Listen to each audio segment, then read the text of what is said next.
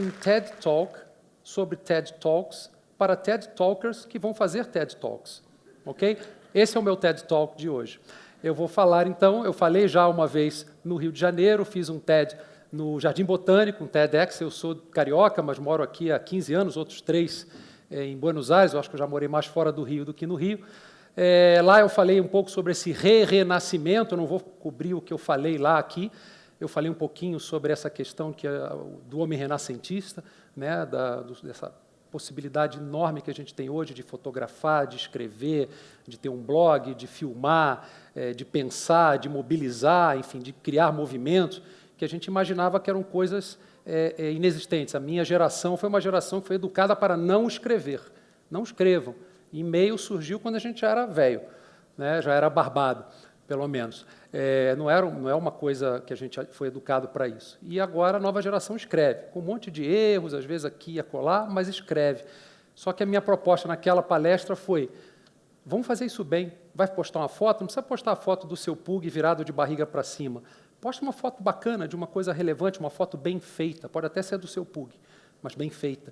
Vai escrever? Escreve bem, uma coisa que mobilize, que gere conteúdo. Seja um homem renascentista. Quando eu falo homem, nessa plateia majoritariamente feminina, eu quero dizer o homem no sentido, né, lato sensu. Um dia isso vai mudar. As mulheres não vão chegar ao poder, elas já estão no poder, e todas elas merecem um grande fio-fio intelectual, né?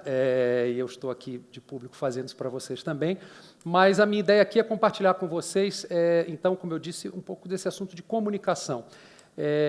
Eu trabalho com isso, minha carreira inteira eu trabalhei com comunicação no Terra, depois 10 anos no Itaú Unibanco, mais recentemente na BRF, sempre em cargos de diretoria, em comitê executivo, cuidando de comunicação, de PR, de marketing, de assuntos que têm a ver com isso.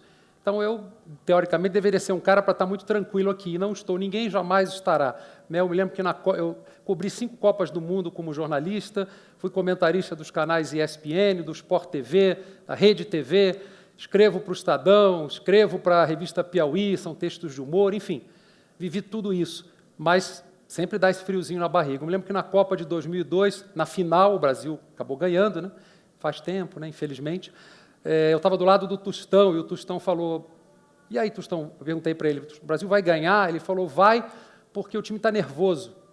Eu falei, mas como assim? Não, um pouco de nervosismo é bom. Se você está muito relaxado, você provavelmente não está tão interessado. Na Copa de 98, ele falou, eu fui no vestiário, estava todo mundo com certeza de vitória, já ganhamos. E não, na de 2002, mesmo os craques como o Ronaldo, fenômeno, estavam nervosos. E uma certa dose de nervosismo é importante. Ele estava nervoso na Copa de 1970 e ganhamos de 4-1 da Itália, e o Brasil ganhou da Alemanha de 2-0. Tempo que o Brasil ganhava da Alemanha, vejam vocês, né? Não faz tanto tempo assim. Mas eu anotei 5 pontos de coisas, então, que a gente podia ter em conta para fazer um bom TED Talk. Primeiro é o conceito da aldeia. Tem uma frase que eu adoro, que é: seja universal, cante a sua aldeia. Você quer fazer uma coisa brilhante? Fale do teu pedacinho de mundo. Fale do seu projeto de corrida lá no Capão Redondo. Isso é a coisa mais fantástica que existe. Você falar de uma coisa que mexe com as pessoas, da tua verdade, do mundo que está ao redor de vocês. Então, isso é muito importante. Falar das coisas que você realmente conhece. Antes de você querer dar uma lição para o mundo, fala do que você sabe, fica na tua bolinha vermelha, né? Eu estou aqui a bolinha vermelha é uma boa metáfora. Eu estou aqui, ó. Eu não quero, né, conquistar o mundo. Vamos cuidar bem desse espacinho aqui. Se eu fizer isso bem, provavelmente eu vou fazer outras coisas legais. Então, essa é uma coisa muito importante. A outra coisa é superpoderes.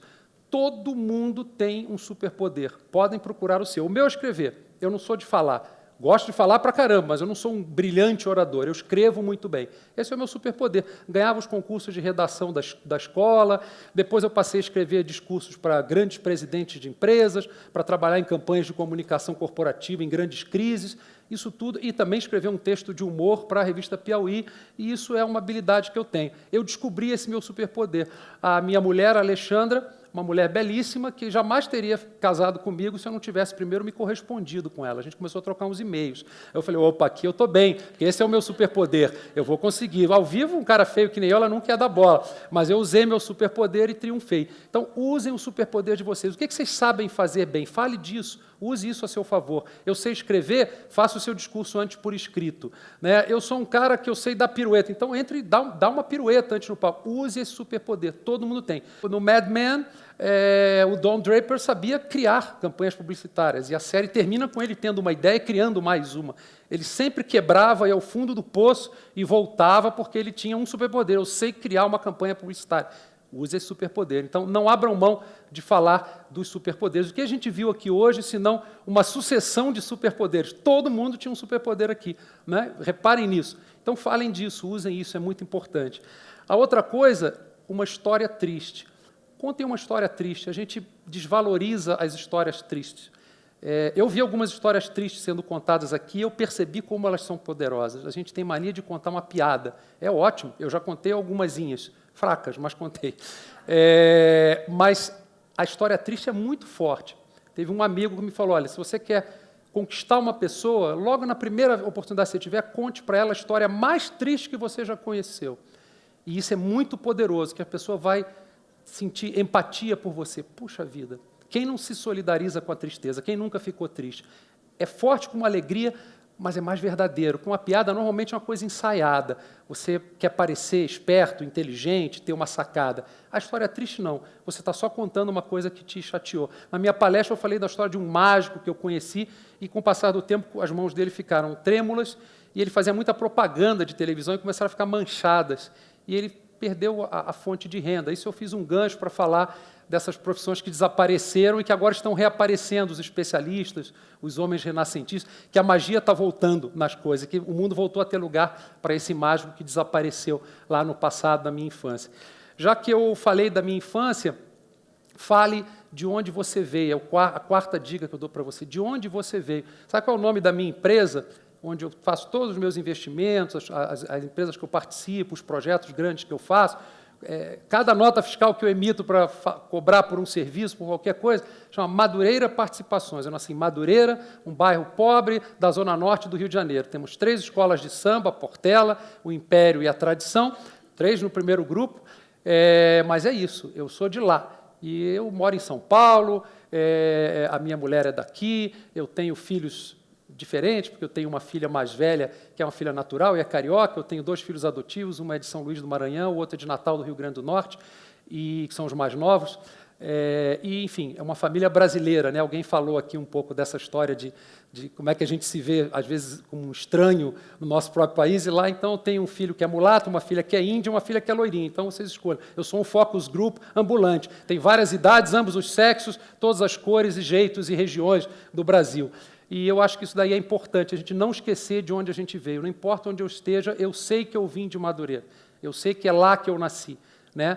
O meu projeto social é no Capão Redondo. Eu não quero sair do Capão Redondo. Ela me falou, adoraria poder estar em Madureira. A vida foi me levando para outros lados. Mas eu acho admirável quem continua e luta por fazer coisas boas para o Capão Redondo. Então, essa é a penúltima dica. E a última dica é, na verdade, um nome que vocês todos vão conhecer.